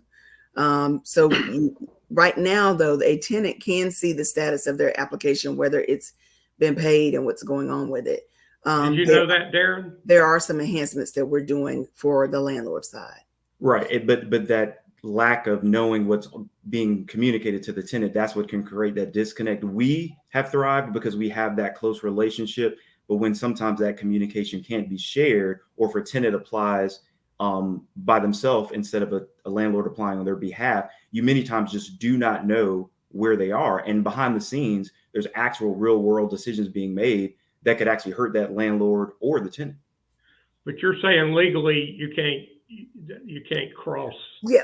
For example, I mean, we do all of our payments by ACH transactions. So when we have our pay reviews at 9:30, we press the button for those payments to go out so that they can get to landlords and or tenants if they're direct to tenant payments by the next day. We do paper checks if people really want those, but the vast majority, 99% of our transactions are ACH. And so we're very, cautious about making sure, because we're getting, a landlord who has 300 units information for their bank account. So let me bring. We don't cross that information over between landlord and tenant. It is separate, but we do, provide feedback to both. So let me bring Anna in here a second. Anna, do you get these questions at the county where people call you back 4 times and try to get an update? Bill, I think Anna has left. They are in the middle of their commission meeting. Well, who's here? Sharon, are you still here? Or Javon? I mean, who answers this? Somebody said, is there a link that they go to? For a tenant to check on their application, all they have to do is log back into the portal. So they use their email address and their password to log back into the portal and see their application and everything in the portal. And if they're not tech savvy, like I might have a hard time with that myself, is there any place to call to help you with that? We do have a call center that they can call if they're having challenges seeing anything in the portal. But that's generally not a complaint that we get. But if they are having challenges, we do have a call center that they can call, and they can help navigate them through the portal. And we have tech support for people that have any challenges with the portal as well. This is a great conversation. We could go on a lot longer. I want to bring in some service providers and tenant advocates. Let's hear from them, and we'll all come back together. We have Andrea Reece, Executive Director of Star-Sea Community. Andrea, hi. Welcome. Thank you. We've had you here before, and I know you guys are doing a lot of great work, particularly in Cobb County. Mm-hmm. Michael Lucas, Executive Director of the Atlanta Volunteer Lawyers Foundation. Michael, you're a regular here. We almost left you out this time, but Thanks, where Bill. are we? Andrea, let me ask you, you're considered a contractor with DCA, is that right? We're a contractor with Cobb County. So with Cobb County. Yeah, we're executing their programs in Cobb County right now. Mm-hmm. And what percentage of funds assigned to Star-Sea has been deployed? So under ERA 1, we have been allocated $4.1 million, and we've spent all of that. Under ERA 2, we have been allocated another $1.1 million, and we've spent 65% of that. Okay, so I think Daphne gave a number a few minutes ago that we had resources to probably cover half the demand. Are you meeting half the demand in Cobb County or more? Just your estimate. In Cobb County, there are 5 agencies total that are processing applications. And I can't say what the overall demand is that's going across all those organizations. I will say that the need outstrips the funding that's available. Right now, 3 of those 5 agencies are not taking any new applications because we're working through the backlog of applications that we already have. So that's what's going on from that standpoint. And we really need some additional funding. So hearing from Daphne that we could possibly, or Cobb County could possibly ask DCA for additional funding was very exciting for me. All right, call them up as soon as the meeting's over. Absolutely. Michael, let me bring you in. Remind us again exactly what you're doing over at Volunteer Lawyers, and I know you're often an advocate for the tenant. So just tell us a little bit about what you're doing and how it's going, and then I'm going to ask both of you the same question. What recommendations would you have to make this smoother and get out more money? Sure, and paying attention to time, Bill, I want to get straight to that question to us. So, I mean, I would just say at AVLF, one of the pivots we did during the pandemic, really, although we had started on it before, was becoming a large provider of emergency rental assistance, largely with the City of Atlanta's program, but more broadly, all of our lawyers, volunteers, and staff, and myself have been in the role of being tenant advocates because we see so many folks on the ground having to navigate these systems. So, you know, that's where we've gained a lot more experience to speak to this, in addition to the legal work we've been doing to represent tenants in eviction court. So, Michael, do you get invited to that big table where they all kind of get together and talk about problems and challenges and best practices? I mean, yes, I do, but I think I really want to lift up what Stephen Davis and my friend Darian Dunn lifted up, and that's not the kind of, that communication is important for sure, but I think the communication that we need more of is what I've heard Darian speak to, kind of communication on the ground from the DCA and provider agencies to tenants and landlords both, about not just being able to kind of check the pending status of their application, but really, you know, what is missing, what needs to be done, what help do they need? Because as Darian pointed out, that creates a lot of that friction. So, I mean, that's the level of communication that we need more of. And Daphne, are you still there? I guess you and Michael converse every once in a while. Are you able to respond to some of the frustration the tenants have there? Well, and in full disclosure, Bill, I'm a recovering lawyer. I am a licensed lawyer in the state of Georgia, and practiced for 20 plus years. So I can totally appreciate where Michael's coming from with regards to the assistance. I will say, and I didn't get a chance to mention earlier, we do have a partnership with Georgia Legal Services Program. And we went with that agency largely because they're statewide. And obviously our territory is statewide, where they do provide not only advocacy, but navigators to assist people with completing applications. If people have pending evictions, they are providing legal representation to them. DCA pays Georgia Legal Services Program to do that. Of course, we did not reach out to AVLF. I go back to that was in one of the jurisdictions that we were not servicing initially, but we, of course, will be happy to have a conversation with AVLF now that we are in the city of Atlanta, as well as Fulton County, working on applications and everything there. But Georgia Legal Services Program at this time does provide exactly what he's talking about, representing people in court who are facing eviction and making sure that we can work with tenants to protect the integrity of their rental record, if you will, to make sure that they are able to remain housed. And they also have navigators that are assigned throughout their offices throughout the state so that people can come in and those navigators can assist them with completing applications. So how are we doing in that area? I mean, have we got enough navigators? That was one of the questions. Georgia Legal Services has just made a request to increase those. And we also have hired attorneys for them as well, because we did not require them to go with their existing staff. We gave them the funding necessary for them to hire additional attorneys. through grant that they have with us.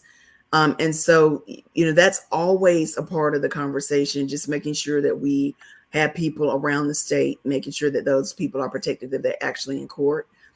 They also notify us if they're on a calendar, so that if we have an application pending, we work with those courts and jurisdictions to make sure those applications get paid before they go to court.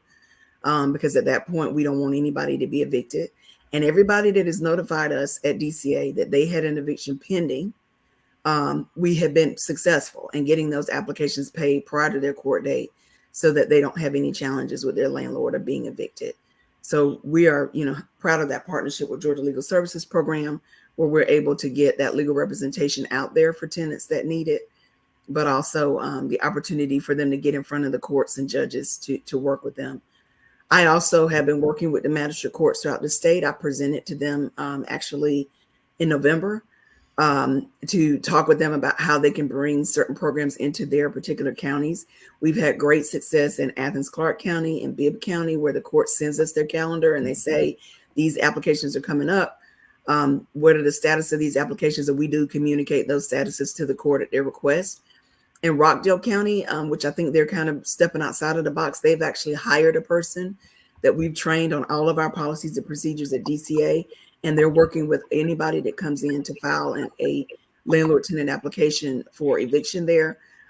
They are working with them at that point to say, hey, are you interested in applying to this program, and making sure they get a good application into us with all of the documents, and then we're able to pay those applications out. So we're working individually with the courts out of the state to try to make sure that we are meeting that need as well. But that's 159 different approaches and 159 different chief judges, some that have been extremely receptive, and some that will only provide the information in their clerk's offices. And so we're continuing to develop those relationships statewide. So, Michael, sounds like everything's copacetic here, according to Daphne. Where's the problem? Thank you for that. I mean, I think there are a lot of reasons for hope. And I think a lot of what Daphne is saying is positive, but I do continue to have real concerns because I fear a lot of the same headwinds are going to still be holding us back, Bill. And the theme I want everyone to hear is that in all of this, and why forums like this are so important, is the devil is really in the details in terms of how this gets rolled out. You can have a good plan on paper. You can literally check all the boxes in an improvement plan, but you have to look beyond those plans and beyond those press releases. There's a lot here that still concerns me. And Daphne and I have been talking about, and I appreciate the conversation here. A major issue we keep hearing is applicants just not getting the required documentation compiled and uploaded. In our experience as a major provider of assistance, there are very few applicants who are not successfully completing the application process because they're not eligible. There are very few applicants who are just trying to get over on the system or who aren't prioritizing this. Rather, they're eligible under the spirit and the letter of Treasury guidance, but can't complete the application because they don't have every page that is required. They are unbanked. They can't produce certain proof. They don't understand all the requirements or can't get good answers to what they need to do. And all of this goes to the need for a real labor-intensive, on-the-ground application help from community-based providers. We hear that partner agencies have been struggling to provide that assistance and really to deliver on that task. But from our experience, again, and this is, we're not part of DCA's rollout, so not defending us, but I understand there's relatively minimal resources being put to this. The fault's not on the partner agencies. Georgia Legal Services, that's where I started my career, an amazing agency. At one point, I know they've asked for more now. I heard they had kind of 7 specialists statewide over this program. Even if it was a few more than that, to put it in perspective, AVLF had 7 staff helping to do this outreach and assistance in Atlanta alone. Buckhead Christian Ministries had the same. The need for this assistance and for more capacity building for these agencies is way more than what we have. Reimbursement rates are often too low.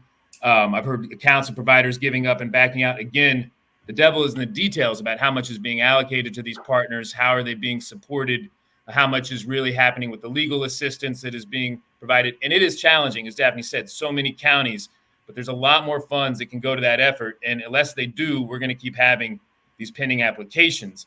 And of course, Bill, more of that application assistance is needed if there's too many requirements. We keep hearing from landlords and tenants alike today and every day here at AVLF about the struggle to get those documentation requirements met. I think what happens is, DCA's best practices and changes and Daphne's commitment to them, which is sincere, give way to kind of a compliance mentality, often in a bureaucracy that does things like require backup documents even when self-attestation is submitted. Now, I'm just started as a simple country lawyer, but self-attestation and backup documentation is a bit of an oxymoron, I think. And other We don't require both. We don't require both. We require one or the other. And let me be very clear. These are not DCA's requirements. These are Treasury requirements. So if there are concerns about the requirements, I think you've got to talk to the Treasury. Sure. So and I think, Bill, this is where a disconnect is. And Daphne, the next thing I was going to say is this is not to pick on DCA in particular. We see this all the way across. We see the best practices in policy, and yet we still see kind of the allocation numbers. So I just think there is a disconnect in practice. I have it too.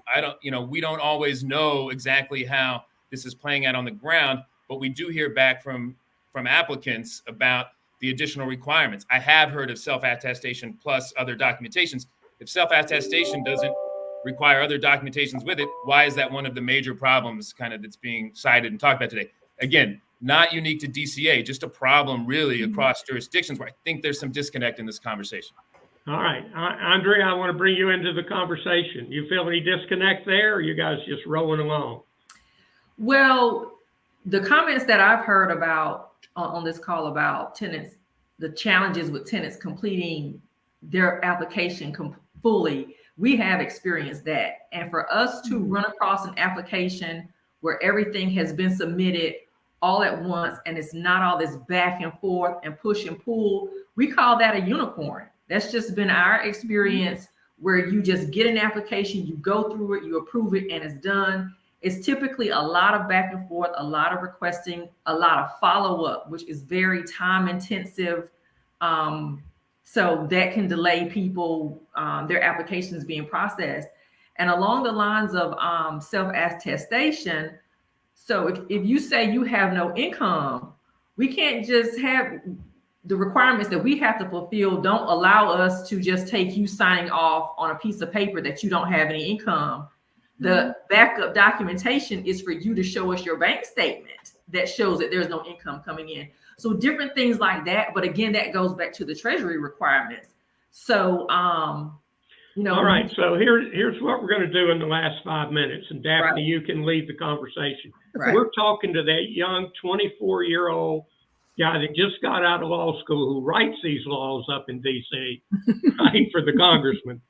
And if we were talking to that person to say, Congress or Treasury, if you could change these things, if you could write this differently, if you would give us some leeway so that we could get more than 10% of the money out the door. Because there's always tension between accountability and not letting people get something over. Right. I ran a community kitchen for 6 years. I mean, I know how that behavior happens on the street. But on the other hand, I had plenty of food. So you can lie to me or not, I'm just going to go ahead and feed you. Right. So Daphne, if you were talking to that person writing the laws or might rewrite them this year for us, what would you say?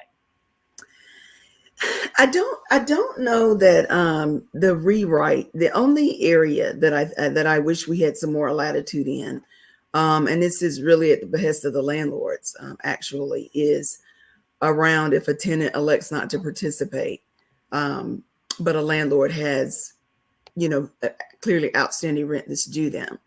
In the current Treasury guidelines, we're not allowed to pay that landlord if the tenant is not participating in the process.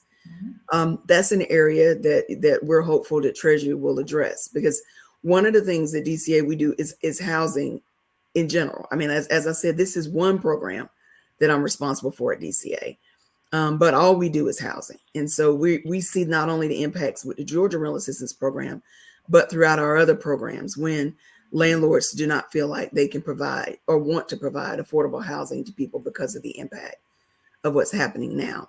So I think that's an area where I hope the Treasury will consider that some landlords have taken a hit for a little more than a year, and are now put in a position, if that tenant decides to leave, to not be able to be reimbursed. That's the hardest conversation, quite frankly, that I have for landlords. On the tenant side, I would say it's around having the ability to follow up. And I don't know, Bill, that the requirements themselves are particularly stringent. But you know, we do have to recognize we are going to be audited on these funds. They're going to pull an application and they're going to say to Andrea, to me, and everybody else, was that documentation there that's required by the Treasury? So, you know, on the tenant side, I would simply say, give us the documentation that we asked for. It is. Well, I mean, what about the idea of letting them self-declare, and if they were lying to you, we go sue them later, take something away from them? Well, I mean, we don't, you know, where does it land when you're sitting on this much money, right? And you have this much need, and we're arguing about paperwork, which is usually where well, Bill, and I think the reason Andrea and I are concerned about the documentation is we pay this money back if it's wrong. So it's not simply we got it wrong and it's okay. And this money has to be reimbursed if we get it wrong. So there is some level of we have to be accurate and we have to be reliable, and quite frankly consistent in the way that we distribute funding. And so we do it regularly at DCA, and so we're aware of the requirements of Treasury, HUD, several other federal agencies that we get funding from. And you just we have to follow the rules. And I do think it's important, even in giving rental assistance, there are rules, you know, and I don't know that. I mean, I don't think any of us are arguing against rules. Around not following those. Yeah, I mean, you gotta have rules. Michael, I'll give you the last shot here. We're going to move on. Sure. Anything, I mean, you were talking to a recovering attorney there. You're practicing. What did you do about all this liability? Just barely, Bill. I spend my time getting to talk to folks like you, but you know, I just don't believe that we don't have Georgians that need this. I can't believe that the demand isn't there. Our poverty rates, our eviction rates, our affordable housing crisis just doesn't support that conclusion. And it's also hard to believe that our landlords and our tenants are just so much less sophisticated than those in the other states under the same Treasury guidance that have gotten this funding out. And again, that's not pointing the finger. That's saying there is some disconnect, and we need to work harder together to keep asking these probing questions about how it is actually working on the ground. I know no matter what, that instead of having millions or billions of dollars go into this economy here through payments to tenants and landlords, that we really want to send that money back to Washington, D.C. So even if you're not a tenant advocate like me, the business and economic case for really figuring this out is clear. We're doing all the right. DCA lists all the right best practices, but we need to work harder together to figure out what the disconnect is. All right. I hear a commitment across the board to do that. I hear Daphne being open to suggestions. And if you can bring us some applications, Michael, we'll process them. I mean, here would be my challenge, Daphne, that we would continue this conversation. You know, we've got tenants here. We've got everybody involved representing. It doesn't take a housing forum to get us all talking to each other. So I hope there's a place that it's not one-off conversations of just you and Michael, that there's a table where we can continue the conversation we've had today. In the interest of time, we're going to move on. I want to thank you, Michael and Andrea, for the work you do every day. Daphne, God bless you, and DCA, who are doing your best to work on this program and try to work the kinks out. At the end of the day, we've got a lot more help and a lot of need, and we've got to figure out how to put it together. Thank you very much. Can I address one issue? Because somebody said that a property manager was asked to submit income tax returns and proof of insurance. We don't require that. So I just wanted to make sure we don't require property managers to submit any income taxes or proof of insurance or anything remotely close to that. So I just wanted to make sure that was good clarification. Thank you again. I'm sure we'll be back and we'll be talking about this again. I want to ask Jack Harden to come. Jack is the chair of the Regional Council on Homelessness. Jack also led the effort last year around what we called SOAR. We reported here several times at the Housing Forum. That was kind of a private sector effort to figure out what to do before the money came. But Jack, on social media, there's been some complaints. Where's SOAR? Why aren't they working? What happened? So I thought we could at least get up to date on that. I'd also like to ask, are we seeing any extra activity around the homeless and families that don't have a home? Are we seeing anything there? Jack, you're on mute. To me.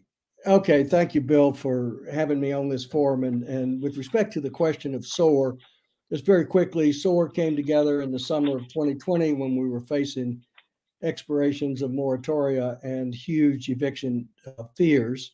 And we spent a good bit of time pulling together a lot of community leaders, raising awareness about the issue and laying the groundwork to raise private funding in a strategy to hold the fort until the cavalry arrived. Our private funders quite correctly said to us in late fall of 2020, with the Comprehensive Budget Reconciliation Act of December 2020, the cavalry had arrived. And we've spent our time since then trying to share what we've learned and be cooperative and supportive of the efforts that the people on this program represent. And in fact, many of the people who participated in and were helpful with SOAR are on this panel. How does that, when you say we continue to try to be helpful, how does that happen?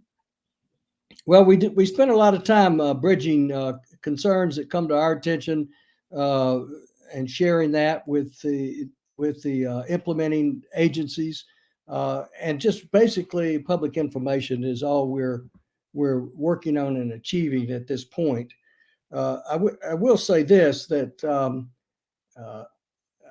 I think this forum has been extraordinarily helpful, because one of the things we've been hearing on social media and other ways is the gap between our performance, particularly relative to some other jurisdictions in the country, and the available funding has led a lot of people to make critical assumptions about the integrity and competency of the people involved. And I hope by everybody having a chance to see the participants on this screen, we can see that there's a lot of communication going on. There's a lot of efforts.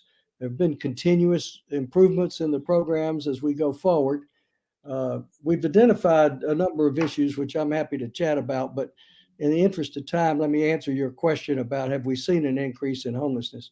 What we have seen during the pandemic is an increase in the unsheltered population. Churches closed, shelters closed. A lot of the resources people had when they were becoming homeless disappeared for understandable reasons. We saw increases in people having recourse to public infrastructure like the airports and public transportation for shelter.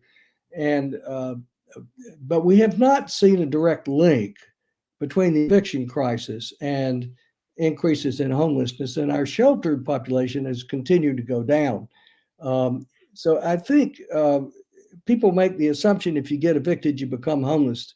It's actually not that digital. What happens, of course, is people use their own resources. They might recourse limited stay hotels. They may run to families. And it's only after they exhaust those resources that they wound up in the population experiencing homelessness. And there's a time period. I'm quite confident that if we don't continue to improve and be more effective in what we're talking about today, we will see significant increases in the homeless population. And as long as we're struggling with affordable housing inventory, we're at risk of that. But so Jack, we're almost out of time, but I want to really kind of bore into, I know working in the nonprofit world, running food banks and urban ag programs and so forth, we often rely on the private sector of specialists. At food bank, it was around inventory control or warehouse management or, financial help. And that was very helpful to us. I think SOAR represented kind of the private sector, nonprofit group saying, oh my God, if the money doesn't come, it's going to be a disaster. Well, the money came, but yet it's been very difficult to get it out, for the usual reasons of paperwork or bureaucracy or whatever.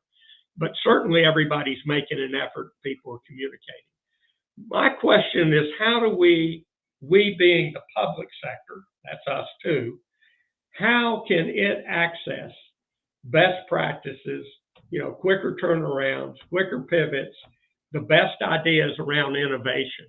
That really is a question going forward, I think, for all of us, because we don't look to government, to lead and move quickly, but it's clearly going to have to move quickly if it's going to be working, with COVID emergencies and big recessions. Any ideas about that, Jack?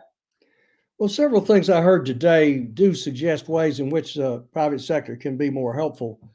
The disconnect between the number of people who are actually making applications and what the expectation was suggests that there is a public communication gap that people aren't understanding. It may also understand that people who accessed the system early on got frustrated before a number of these process improvements were implemented and haven't come back to it. But there's a lot we can do. I like Daphne's suggestion that we should encourage all our nonprofit providers to put links on their websites, and we'll raise this up at our regional commission meeting later this month and ask all our members to put those links on their websites if they're not there. But there is a public communication role that the nonprofit community can play, and we should do that. I think it didn't really come up today, but one observation that occurred to me is the difference in deployment rates between the entitlement jurisdictions, the 12 that got direct money and the state, might be in part explained by the difference in the density of nonprofit providers. For example, United Way is not in all 159 counties, and there are a lot fewer nonprofits in many of the areas of need in our state than we find in metropolitan Atlanta or Columbus or Savannah.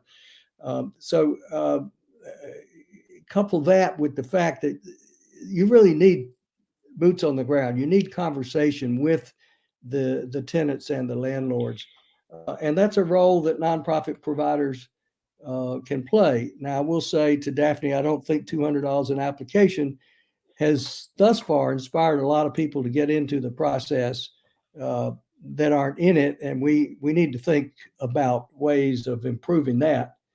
And I do think there is maybe an opportunity for improvement in making sure that the people that are in the process, nobody can fault Daphne's commitment or ability or the commitment and ability of the other people on this program. But it may be that not every single person who's interacting with an applicant and reviewing a process understands all these changes and has the same commitment that we hear from a Darren Dunn or a Michael Lucas or a Daphne Walker.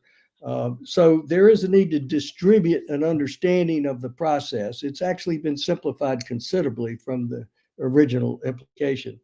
And that's something I think we can improve on. Another opportunity is capacity building for the non-support, for the agencies. This is something we identified with SOAR, and I would have to say it's something we really never achieved, was being able to assist the increase in the capacity of the nonprofits so that they have the people and the back office capabilities to step into a crisis like this and expand their functions. And we saw a number of nonprofits who were in Atlanta's CARES Act distribution who chose not to be involved in the second and third rounds because they just lost money doing it and couldn't afford to take the hit.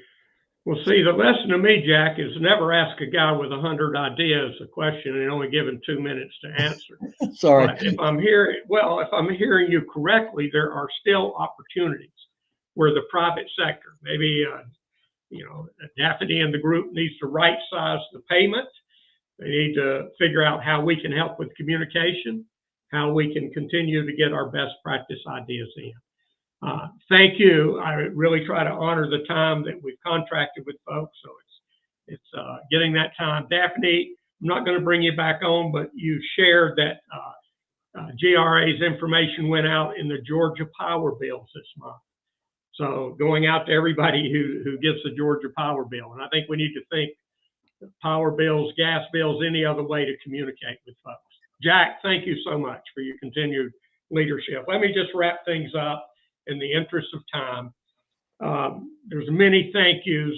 We decided this, year to do the forum every other month instead of quarterly. What that meant is there was a lot more work to do to put the panels together. I want to thank George Bergen from ANDP and ANDP itself for helping host this and put the program together. We did this in the middle of an election and the holidays, so incredible that we were able to pull this off.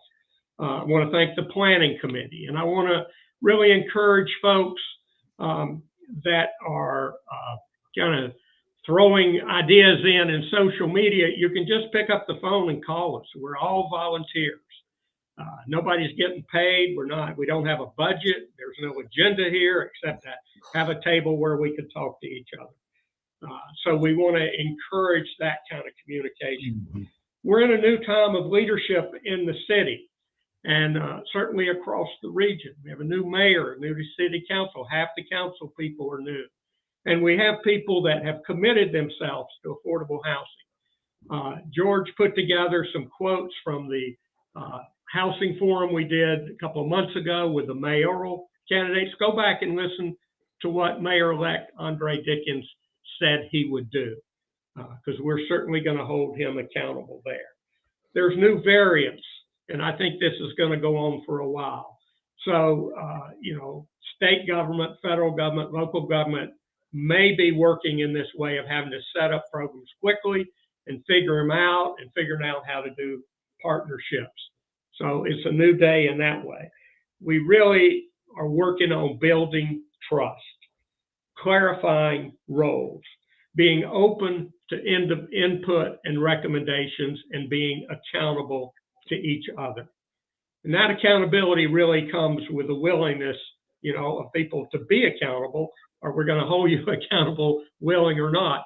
But it's better that we do that together and work on the same team. I want to thank all the folks who have been showing up. George, I think we had a question that we could put up very quickly for those that are left. We were trying to get a sense of, would you come or return to an in-person housing forum in 2022? That depends on, safety and COVID and so forth. But we would like to get a sense of the community to start planning in-person forums.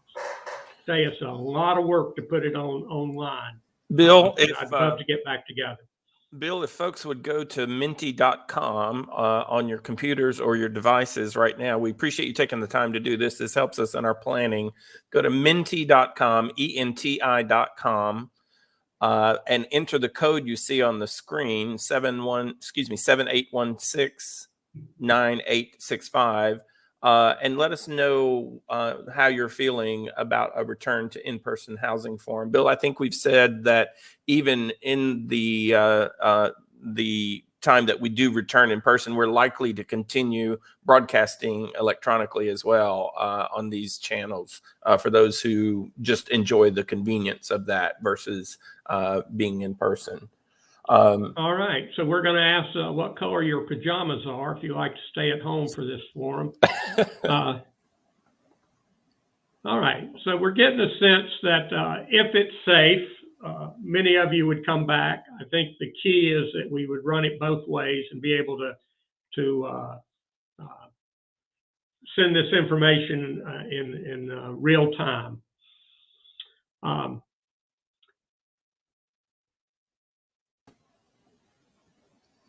And George, do we have a sense of how many people were at any one time? How many people were on the call today? Yeah, we had about 200 people, a little over 200 people joining today. Most folks were on the longest period of time around Ms. Walker's conversation, earlier part of her conversation. But any event that goes 2 hours, you tend to start losing people as they've got to move on to other appointments in their day. But we did have about 200, and our registrations. Bill, if I could take just a moment to explain something. We use Constant Contact for our email marketing purposes, and during COVID, they changed their structure, and they have an error in their system that when you register for this forum, it automatically sends you what should be the link to watch these forums on our social media channels. But unfortunately, it posts a link to take you back to registration. We've gotten a number of complaints about that. We've ourselves have called Constant Contact a number of times, and they don't seem to be correcting the matter. We may end up having to jump ship to a new service, but we apologize for the frustration where people expect to be able to hit their registration email and hit a link and go to the event. But that's a bit out of our control despite our complaints to the provider. Okay, and thanks again, George. This has really been a labor of love of you and the planning committee. Again, we welcome your suggestions and ideas for future forums.